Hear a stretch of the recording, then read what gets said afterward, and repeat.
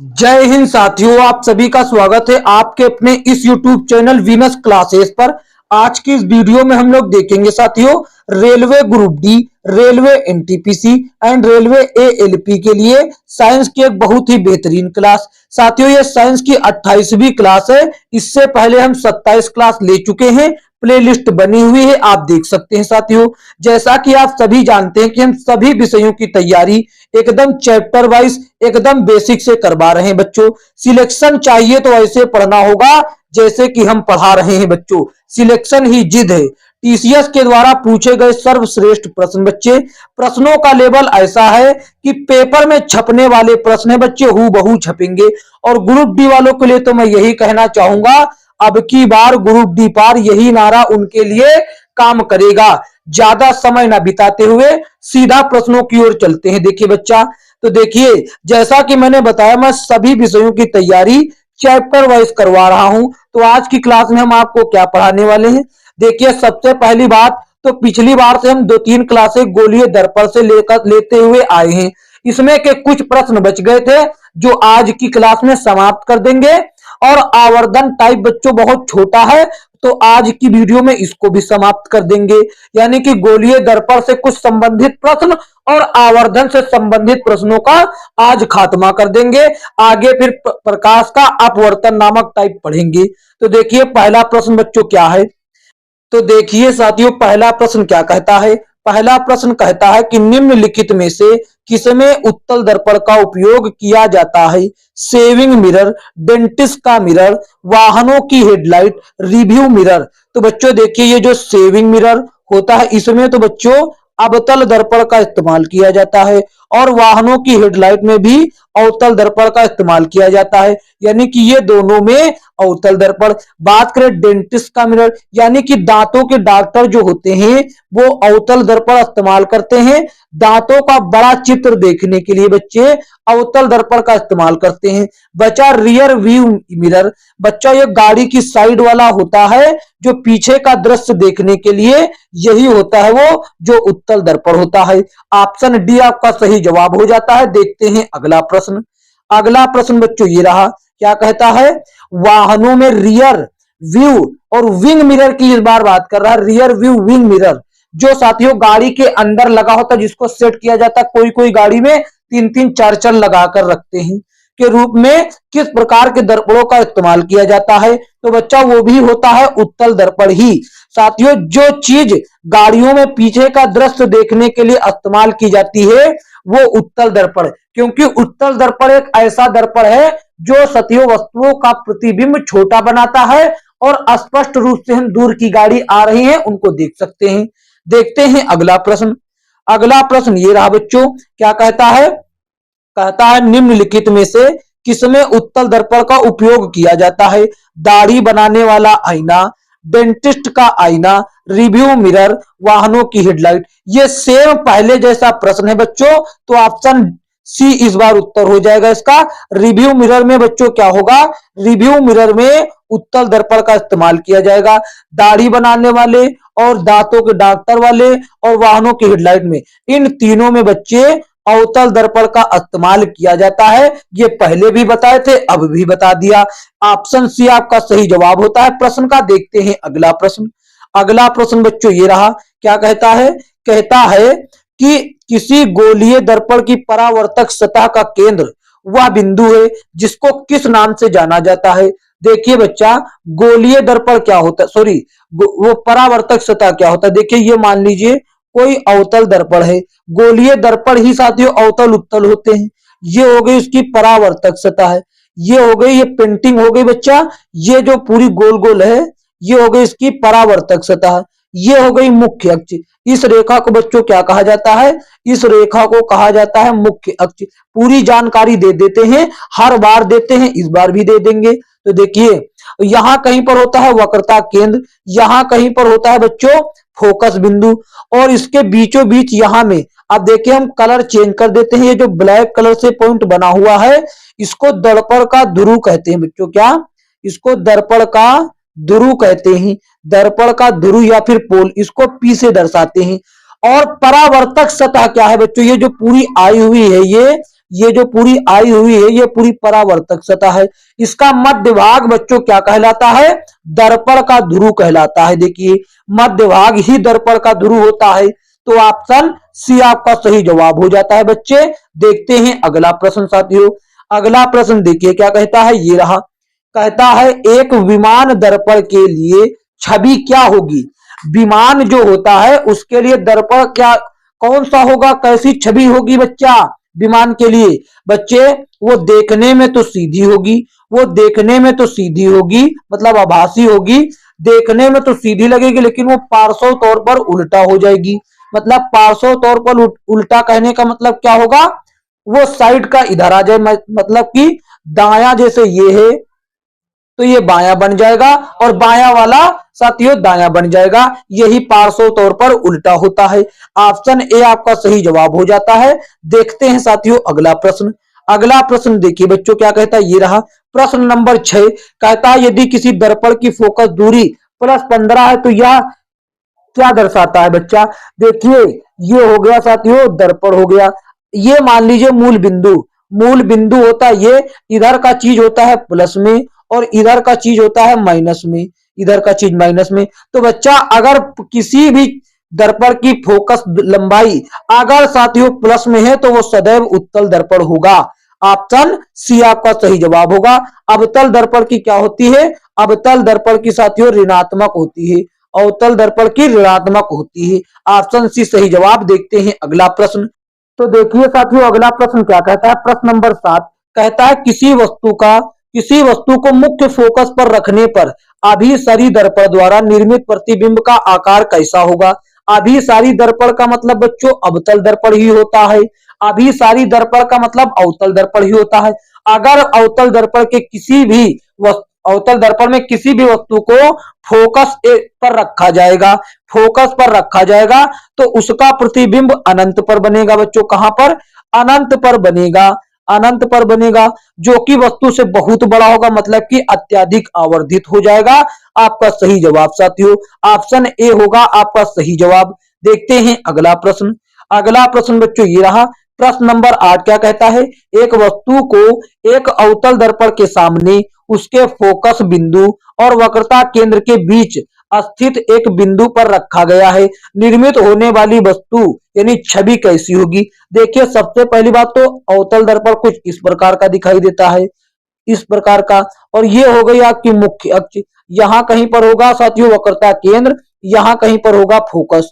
तो अब ये हमसे क्या कहता है, हमसे बच्चा ये कहता है कि वस्तु को इन दोनों के बीच में रखा जाता है यहाँ पर। तो देखिए हम आपको एकदम प्रैक्टिकली करके दिखा देते हैं। यहां से होकर जाने वाली किरणें टकराने के पश्चात यहाँ पर आएंगी और यहां से होकर जाने वाली किरणें टकराने के पश्चात यहाँ पर देखिए मिलती हुई प्रतीत हो रही। ये साथियों आप देख पा रहे होंगे कि वक्रता केंद्र के थोड़ा सा आगे ही, कहा है बच्चों? वक्रता केंद्र से थोड़ा सा आगे ही।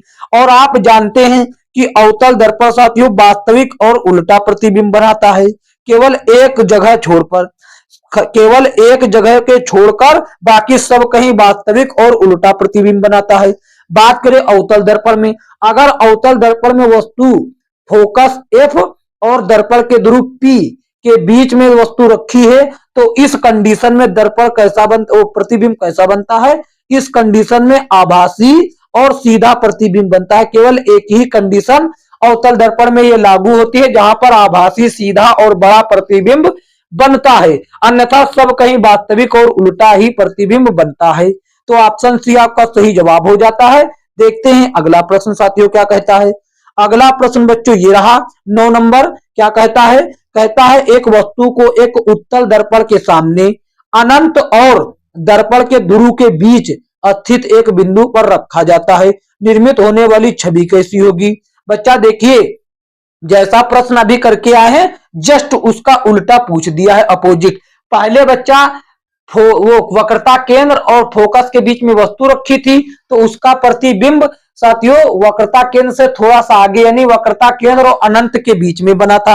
अब जहां पर साथियों पहले प्रतिबिंब बना था वहां पर वस्तु रख दिया है तो इस बार जहां पर वस्तु थी वहां पर बनेगा। सबसे पहली बात तो उत्तल दर्पण में रखा है। कहां पे रखा है बच्चा? उत्तल दर्पण में रखा है। उत्तल दर्पण कैसा प्रतिबिंब बनाता है? उत्तल दर्पण सदैव आभासी, आभासी और साथियों सीधा, और सीधा, और साथियों का सीधा के साथ साथ छोटा, ये उत्तल दर्पण के प्रतिबिंब के लक्षण हैं। आभासी तो वास्तविक का तो नामो निशान खत्म हो जाएगा, ये ऑप्शन ए और ऑप्शन बी कट जाएंगे क्योंकि ये वास्तविक प्रतिबिंब। ऑप्शन सी में आप देख पा रहे होंगे आभासी और छोटा, आभासी और छोटा इसके लक्षण हैं जो कि साथियों ऑप्शन सी में हूबहू मिल रहे हैं, तो ऑप्शन सी आपका सही जवाब हो जाएगा। देखते हैं अगला प्रश्न। अगला प्रश्न ये रहा बच्चों, क्या कहता है, यदि अवतल दर्पण में फोकस और ध्रुव के बीच वस्तु रखी गई है तो निर्मित प्रतिबिंब का प्रकार क्या होगा। हमने आपको क्या बताया, वैसे तो देखा जाए अवतल दर्पण, अवतल दर्पण साथियों क्या कैसा प्रतिबिंब बनाता है, वैसे देखा जाए अवतल दर्पण, अवतल दर्पण कैसे प्रतिबिंब बनाता है, वास्तविक, वास्तविक प्रतिबिंब बनाता है वैसे तो, लेकिन एक वास्तविक और उल्टा, वास्तविक और उल्टा, लेकिन एक कंडीशन आती है जब वस्तु फोकस एफ और साथियों दर्पण के ध्रुव पी, फोकस एफ व दर्पण के ध्रुव के बीच में हो, के बीच में रखी हो। वस्तु कहां हो साथियों, वस्तु कहां हो, फोकस के और दर्पण के ध्रुव के बीच में हो, तब साथियों अवतल दर्पण में आभासी प्रतिबिंब, आभासी और सीधा और बड़ा प्रतिबिंब बनता है। आभासी सीधा बड़ा, तो आभासी यहां पर दे रखा है तो आपका उत्तर हो जाएगा आभासी, ऑप्शन बी सही जवाब हो जाएगा क्योंकि दर्पण के ध्रुव और साथियों दर्पण के फोकस के बीच वस्तु रखी है, इसलिए इस बार प्रतिबिंब आभासी बनेगा।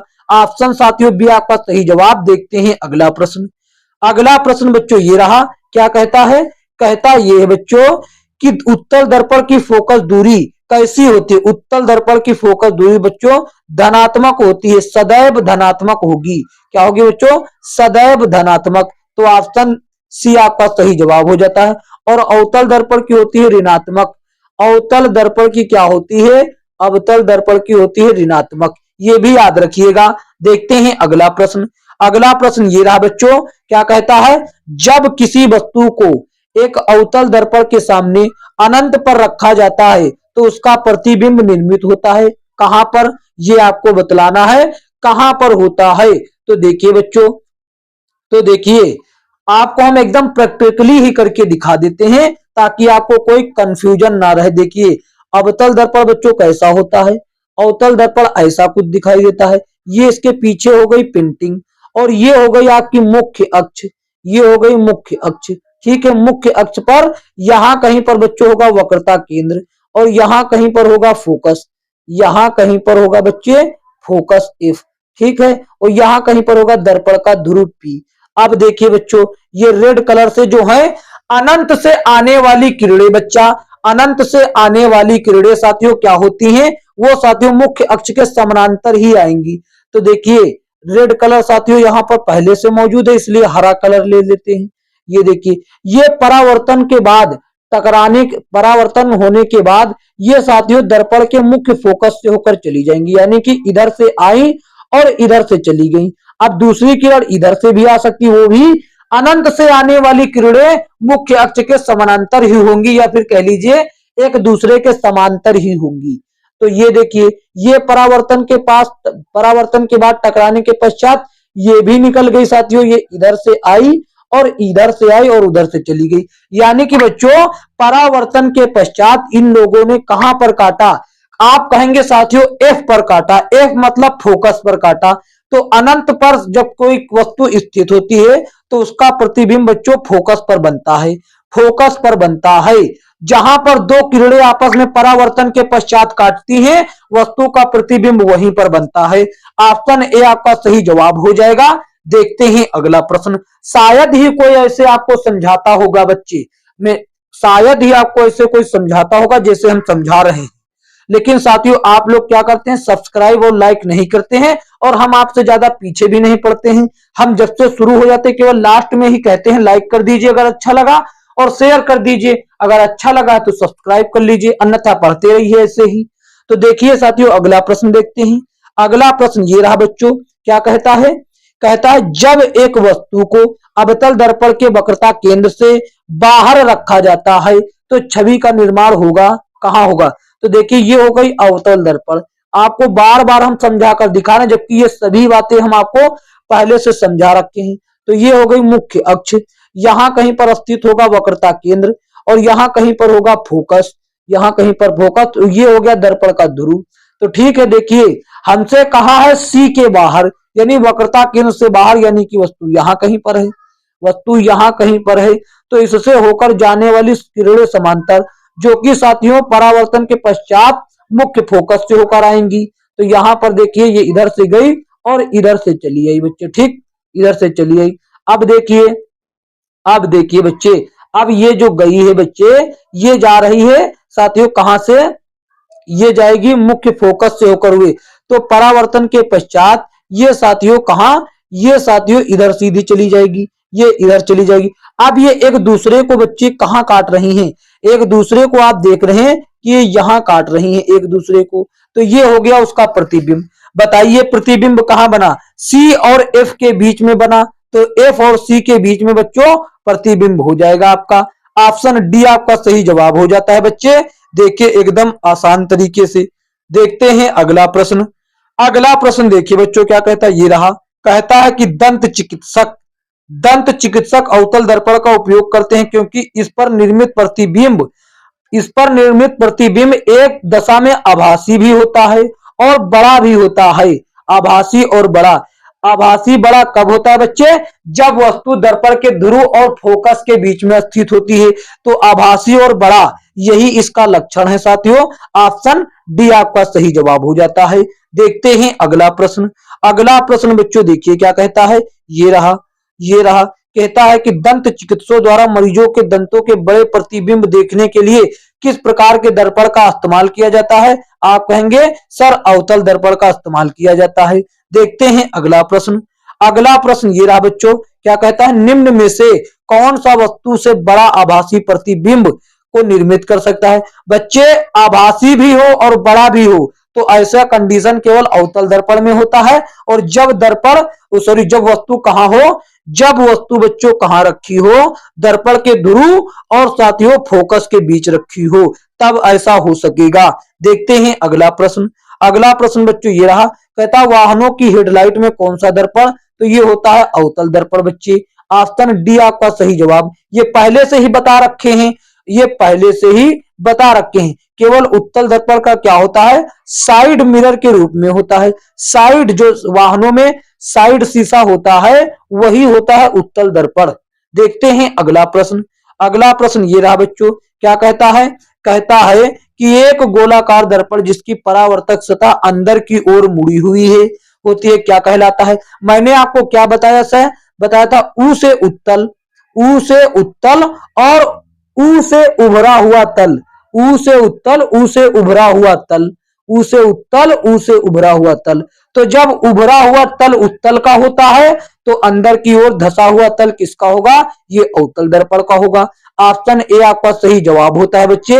होता है कि नहीं होता है, एकदम सावधानी पूर्वक आपके उत्तर आ रहे हैं। बस केवल आपको थोड़ा दिमाग लगाना है और हमारी बातों को ध्यान पूर्वक सुनना है।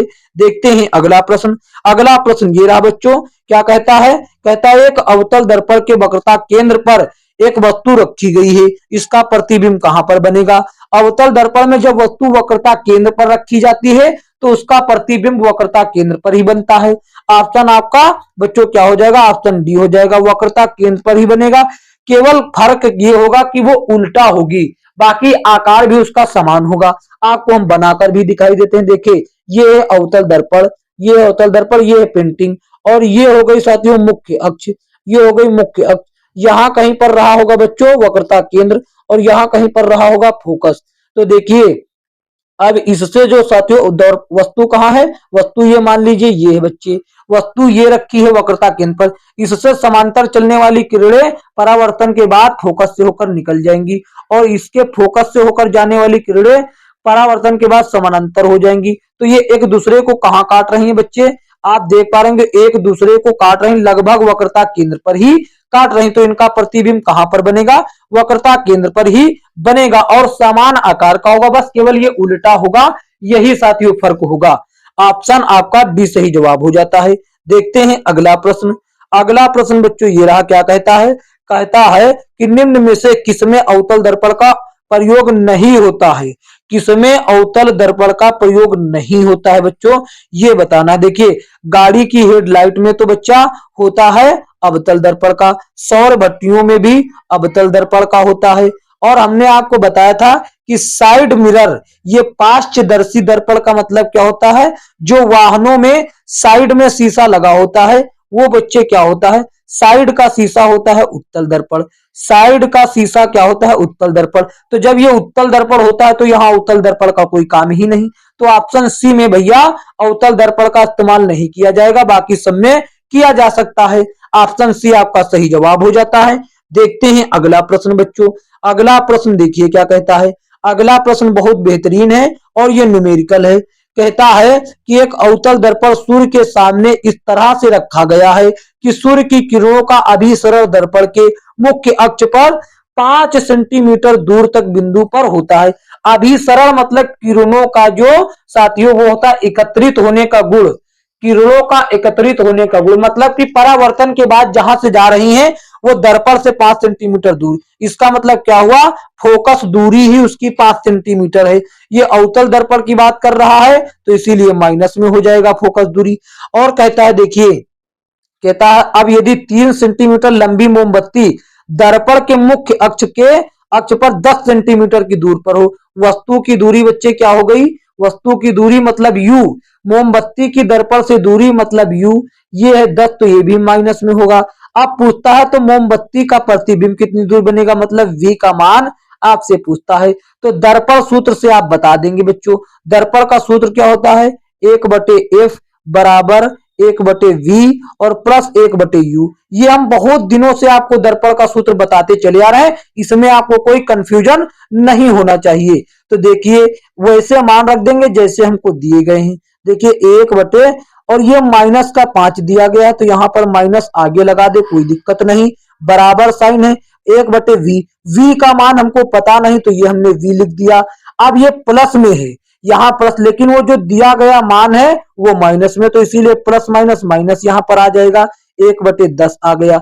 अब देखिए बच्चों क्या हमको v का मान चाहिए, क्या चाहिए हमको v का मान, तो इस 1/10 को जो है हम इधर भेज देते हैं तो 1/v का मान आ जाएगा। तो देखिए यहाँ पर ये माइनस का 1/5 पहले से मौजूद था इधर, तो ये जो उधर प्लस में था इधर सॉरी उधर माइनस में था तो इधर आ जाएगा प्लस में, तो ये हो गया 1/10, ये क्या हो गया 1/10। अब इस साइड क्या बचा बच्चों, इस साइड तो केवल बचा 1/v, इस साइड बच्चों 1/v बच गया। तो ठीक है, अब देखिए इन दोनों को सॉल्व कर लेते, 5 और 10 का एलसीएम लिया तो ये हो गया बच्चे, एलसीएम आया 10 ही, बराबर में 1/v दे रखा है, कोई बात नहीं, बड़ी अच्छी बात है v दे रखा है। तो देखिए बराबर में 1/v दे रखा है, ठीक।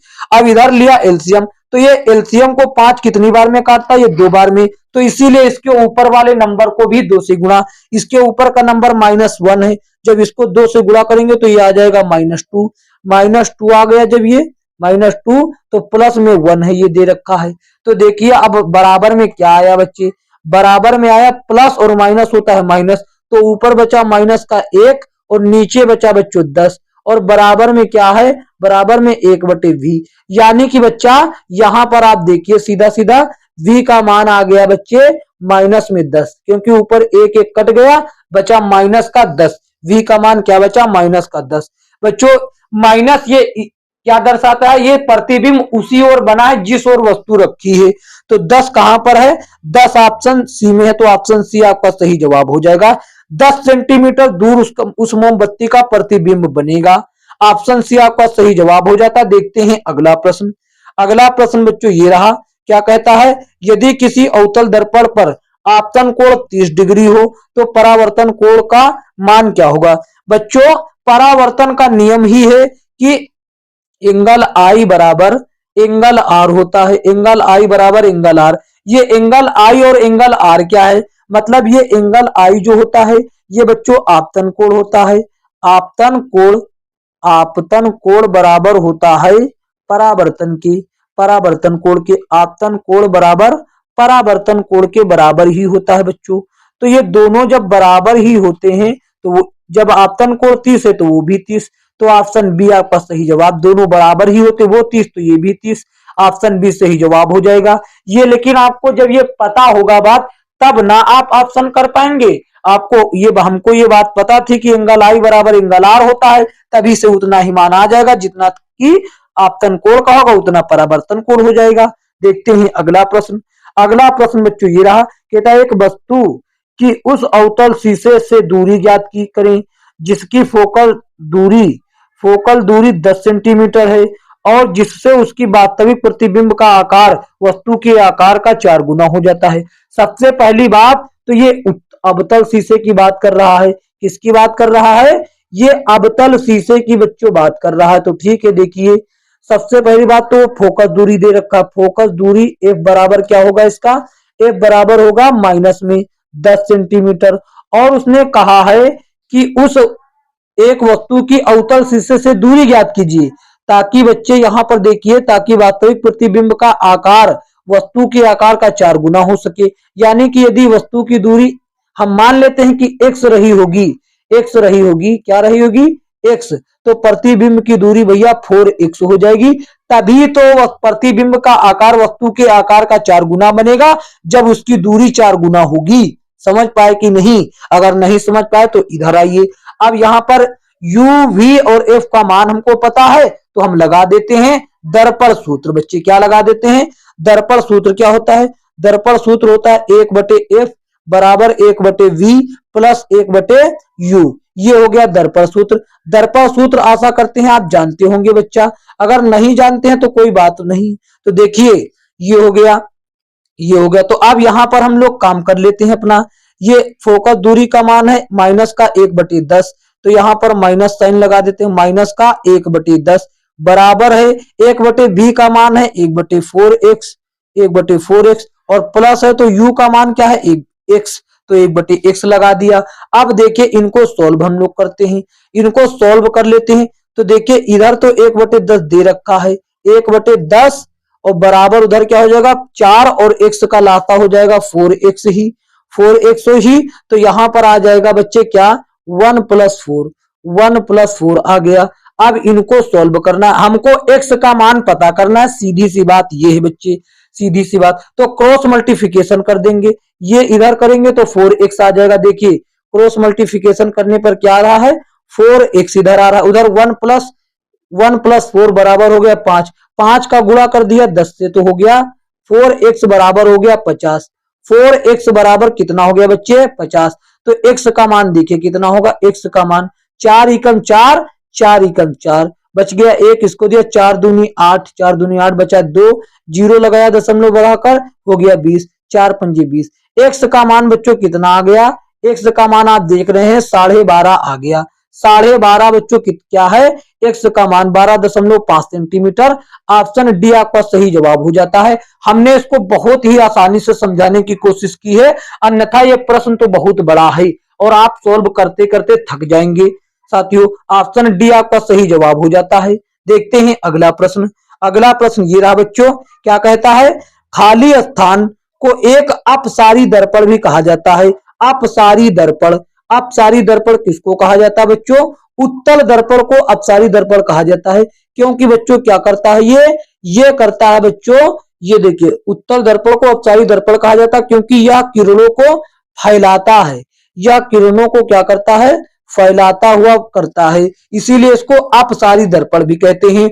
और अवतल दर्पण की बात करें, अवतल दर्पण को कहते हैं अभिसारी दर्पण, अभिसारी दर्पण कहते हैं अवतल दर्पण को, क्योंकि यह साथियों किरणों को समेटता है, यानी कि इकट्ठा करता है, इकट्ठा करता है। बच्चे समझ गए ना?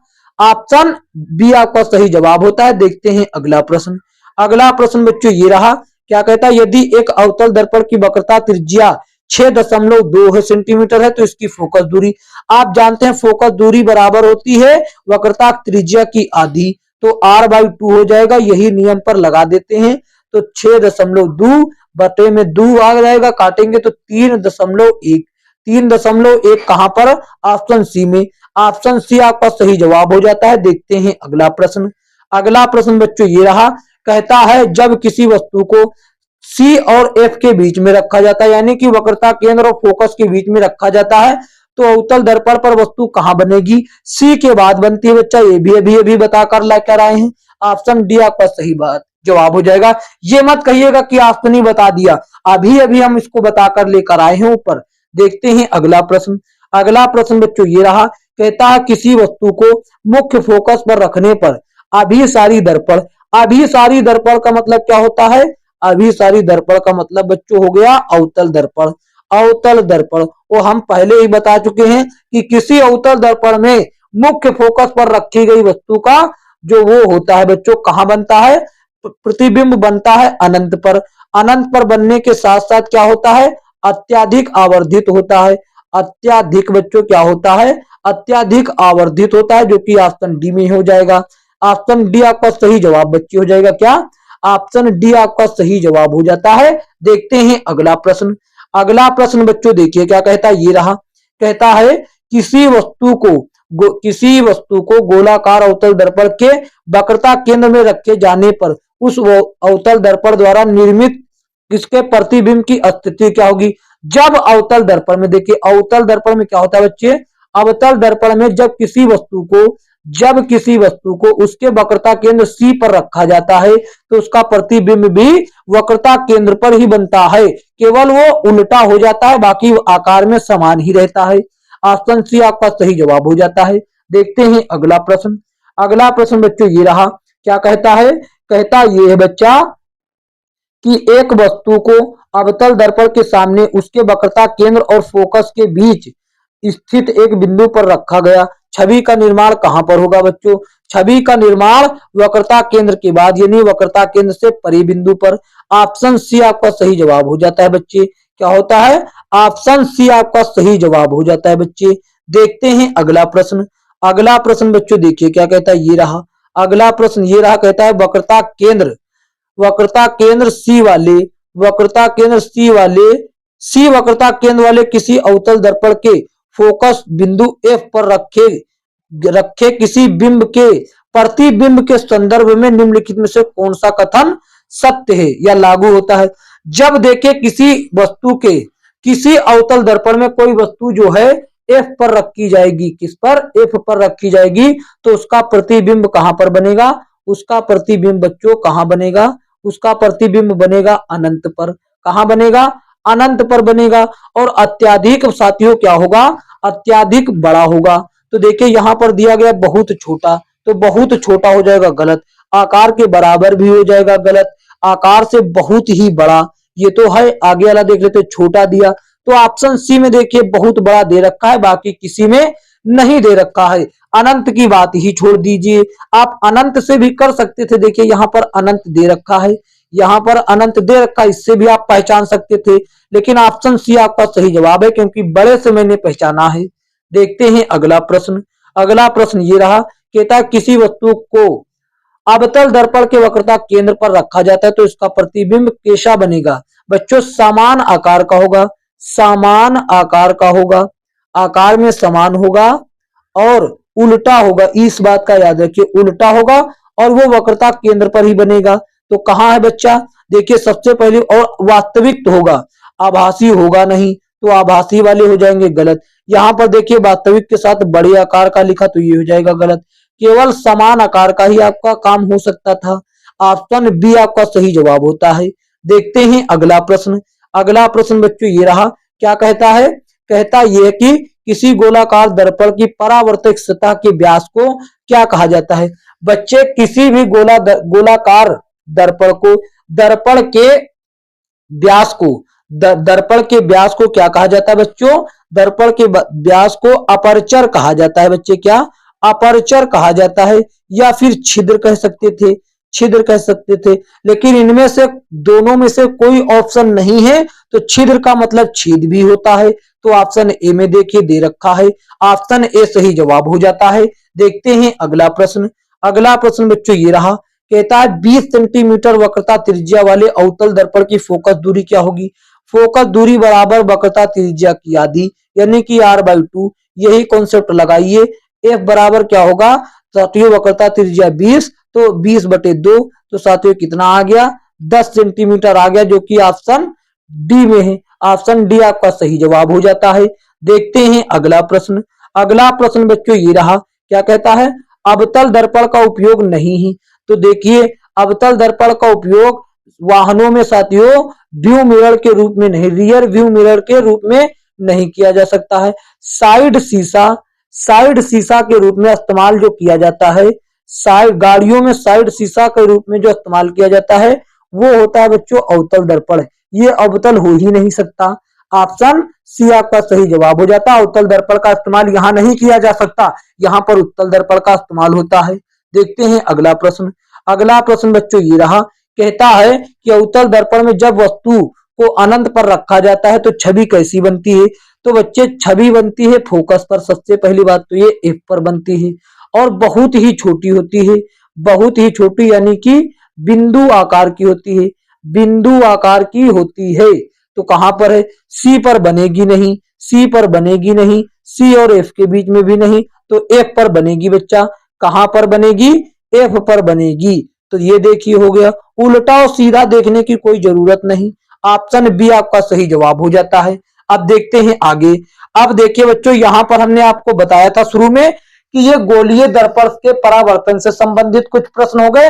और एक टाइप है आवर्धन जो कि बहुत ही छोटा है, जिसको अंग्रेजी में मैग्निफिकेशन के नाम से जाना जाता है। आवर्धन का मतलब बच्चों क्या होता है एक्चुअल में, आवर्धन का मतलब ये होता है कि वस्तु से प्रतिबिंब कितना बड़ा या कितना छोटा है, कितना बड़ा या कितना छोटा है। अगर देखिए आपको हम और एक चीज लगे हाथ बता देते हैं। देखिए अगर बच्चे मैग्निफिकेशन आवर्धन को एम से दर्शाते हैं, अगर उसका आवर्धन बच्चे उसका आवर्धन अगर एक से ज्यादा है, एक से ज्यादा है, तो मान लीजिए कि तो मानकर चलना है आपको कि बच्चा जो प्रतिबिंब का आकार है वो वस्तु से बड़ा है। तो अगर कहीं ये एक से कम हो गया, कहीं ये एक से कम हो गया, तो एक से कम की दशा पर, एक से कम की दशा में ये वस्तु से छोटा हो जाता है। अगर एक से कम है तो समझ जाइए वस्तु से छोटा है उसका प्रतिबिंब। बस यही चीज है। और सूत्र क्या है इसका, एम बराबर एक तो होता है बच्चे, एक क्या होता है, एक तो सूत्र इसका हम पहले आपको बताते हुए चले आए हैं, v बटे यू। क्या होता है, v बटे यू, माइनस में v बटे यू। और एक और सीख लीजिए नया, इमेज की ऊंचाई मतलब कि प्रतिबिंब की ऊंचाई बटे ऑब्जेक्ट यानी कि वस्तु की ऊंचाई। ये दोनों तीनों चीजें आपस में बराबर होता है क्योंकि ये आवर्धन को ही दर्शाते हैं तीनों चीज। समझ गए ना, ये एम भी आवर्धन को दर्शाता और माइनस वी बटे यू भी आवर्धन को, आई बटे ओ भी आवर्धन को दर्शाता है। इसको याद रखिएगा। अब चलिए प्रश्नों की ओर चलते हैं। तो देखिए प्रश्न क्या कहता है, 36 नंबर प्रश्न कहता, यदि किसी वस्तु का यदि किसी प्रतिबिंब का आवर्धन साथियों माइनस 0.65 है तो उस प्रतिबिंब की प्रकृति क्या होगी। तो बच्चा देखिए और एक बात, आवर्धन के साथ बच्चे किसके साथ, आवर्धन के साथ माइनस चिन्ह क्या दर्शाता है, माइनस चिन्ह ये दर्शाता है कि प्रतिबिंब उल्टा है, माइनस चिन्ह दर्शाता है कि प्रतिबिंब उल्टा। देखिए यहां पर लिख देते हैं माइनस का मतलब उल्टा, और प्लस का मतलब बच्चों सीधा। इस बात को भी याद रखिएगा। और एक से छोटा होने का मतलब, देखिए आवर्धन एक से छोटा है इसका मतलब प्रतिबिंब वस्तु से छोटा है, और माइनस साइन लगा हुआ मतलब कि उल्टा है। तो उल्टा है, ठीक। सीधा वाला तो कोई सवाल ही नहीं होता, तो सीधा वाला हो जाएगा गलत, सीधा वाला क्या हो जाएगा, गलत। तो बच्चे जब यहां पर एक से छोटा है तो ये बड़ा नहीं हो सकता, तो बच्चे क्या होगा, आपका उत्तर ऑप्शन डी हो जाएगा। वास्तविक तो है, उल्टा भी है क्योंकि माइनस साइन लगा हुआ है, उल्टा हो जाएगा इस कारण। और ये एक से छोटा है तो इस कारण ये वस्तु से छोटा होगा, तो इस कारण ऑप्शन डी आपका सही जवाब होगा। बहुत ही लॉजिकल प्रश्न था ये, और इसके लिए जो कॉन्सेप्ट की आवश्यकता थी वो कॉन्सेप्ट भी मैंने आपको एकदम बेहतरीन तरीके से समझा दिया, ताकि ऐसा कोई भी प्रश्न आपको आगे चलकर परीक्षाओं में परेशान ना कर सके। देखते हैं अगला प्रश्न। अगला प्रश्न बच्चों ये रहा, कहता है यदि वस्तु के प्रतिबिंब की ऊंचाई, वस्तु की ऊंचाई का अनुपात क्या कहलाता है। मैंने क्या कहा, वस्तु के प्रतिबिंब की ऊंचाई यानी कि v और वस्तु की ऊंचाई यानी कि u। ये तो दूरी हो गई, सॉरी। इसके देखिए प्रतिबिंब की ऊंचाई मतलब I और वस्तु की ऊंचाई मतलब O। ये क्या कहलाता है? ये बच्चे आवर्धन के बराबर होता है, इसीलिए ये क्या कहलाएगा? ये m के बराबर मैंने अभी बताकर लेकर आए, तो ये क्या कहलाएगा? ये आवर्धन कहलाएगा कि नहीं कहलाएगा? तो ऑप्शन कहां पे आवर्धन है? रेखीय आवर्धन, ऑप्शन डी आपका सही जवाब हो जाएगा बच्चे। देखते हैं अगला प्रश्न। तो साथियों देखिए अगला प्रश्न 38 नंबर क्या कहता है? कहता आवर्धक शीशा क्या होता है? उत्तल लेंस, उत्तल दर्पण, अवतल लेंस, अवतल दर्पण। तो बच्चों देखिए ये जो आवर्धक शीशा होता है ये एक प्रकार से उत्तल लेंस होता है। कौन? उत्तल दर्पण नहीं, उत्तल लेंस होता है। और लेंस के विषय में हमने अभी आपको पढ़ाया नहीं, तो इसीलिए ज्यादा जानकारी नहीं देंगे। ऑप्शन ए आपका सही जवाब हो जाएगा। जब लेंस के बारे में पढ़ाएंगे तो आप जान जाएंगे। बस एक दो टॉपिक छोड़कर लेंस की बारी है। देखते हैं अगला प्रश्न। अगला प्रश्न ये रहा बच्चों, क्या कहता है?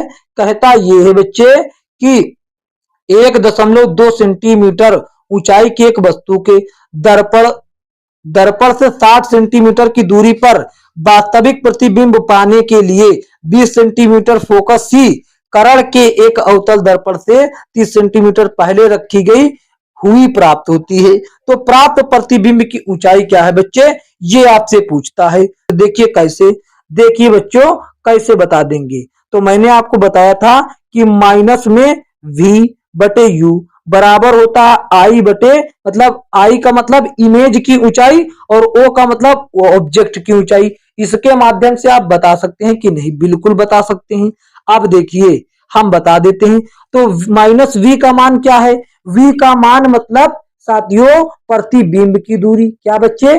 प्रतिबिंब की दूरी। तो ठीक है, ये जो कि है 60 ये माइनस में दे रखा है। दरअसल माइनस में ये अवतल दर्पण होगा, ये अवतल दर्पण है तो इसीलिए कट जाएगा पहले अवतल दर्पण। और प्रतिबिंब का वस्तु का दूरी 30 सेंटीमीटर है, 30 सेंटीमीटर हो गया। और यहाँ पर इमेज का ऊंचाई हमको पता नहीं, जो कि वही पूछा है। तो यहाँ पर वस्तु का ऊंचाई दे रखा है 1.5 1.2, तो ये हो जाएगा। अब हम कर देते हैं क्रॉस मल्टीप्लिकेशन। यहाँ पर माइनस साइन याद रखिएगा बच्चे। क्या? माइनस साइन यहाँ पर याद रखिएगा। देखिए थोड़ा सा बड़ा हो गया, थोड़ा रुकिए। हाँ देखिए यहाँ पर आप माइनस साइन जरूर याद रखिएगा। अब क्रॉस मल्टीप्लिकेशन हो जाएगा। क्रॉस मल्टीप्लिकेशन करने की अभी आवश्यकता नहीं, 1 0 से 1 0 काट देते हैं और ये काट देते 3 एकम 3, 3 दूना 6, ये माइनस का 2 हो गया। अब कर दीजिए, यहाँ पर कुछ नहीं बचा तो इसका गुणा कर देंगे सीधा। तो आई बराबर क्या हो जाएगा? 12 दूना 24, 12 दूना 24 दशमलव बीच में लग जाएगा, यानी कि 2 दशमलव। ये माइनस में बच्चा आएगा, क्या आएगा? ये माइनस में आएगा। इस बात को याद रखिए, इस बात को याद रखिए, -2.4। तो ऑप्शन में भैया कहीं दे रखा है माइनस में 2.4, तो माइनस में 2.4 बच्चा एक ही जगह पर दे रखा, वो भी ऑप्शन ए में। ऑप्शन ए आपका क्या हो जाएगा? सही जवाब हो जाएगा। देखते हैं अगला प्रश्न। अगला प्रश्न बच्चों ये रहा, क्या कहता है? कहता है एक साधारण आवर्धक ग्लास में निम्न शामिल होता है। बच्चों देखिए आवर्धक शीशा जो होता है, मैंने अभी आपसे पहले भी बताया था और फिर बता रहे हैं। आवर्धक शीशे में, आवर्धक शीशा जो होता है इसमें बच्चा निम्न क्वालिटी के यानी कि छोटी फोकल लंबाई के उत्तल लेंस इस्तेमाल होते हैं। उत्तल लेंस, और लेंस के बारे में अभी हमने आपको पढ़ाया नहीं, तो इसीलिए ज्यादा आपको परेशान नहीं करना चाहते। छोटी फोकस दूरी वाले उत्तल लेंस इस्तेमाल होते हैं। तो ऑप्शन डी आपका सही जवाब हो जाएगा। जब लेंस के बारे में पढ़ाएंगे तो उसको भी धुआं धुआं कर देंगे। चलिए देखते हैं अगला प्रश्न।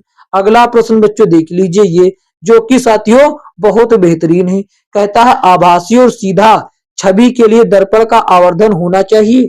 बच्चों देखिए क्या होना चाहिए? सीधा के लिए क्या होना चाहिए? सीधा के लिए धनात्मक होना चाहिए, और यदि उल्टा आता है उल्टा के लिए ऋणात्मक होना चाहिए। उल्टा के लिए ऋणात्मक और सीधा के लिए धनात्मक। तो सीधा कह दिया उसने, तो सीधा के लिए धनात्मक। ऑप्शन सी आपका सही जवाब हो जाता है बच्चों। ये था आखिरी प्रश्न इस क्लास का। यदि यह वीडियो अच्छा लगा है तो इसको एक प्यारा सा लाइक कर दीजिए और इसे अपने दोस्तों में बच्चा शेयर जरूर कर दीजिए ताकि वह भी ऐसे प्रश्नों का अध्ययन कर सके और अपनी तैयारी बेहतर ढंग से कर सके।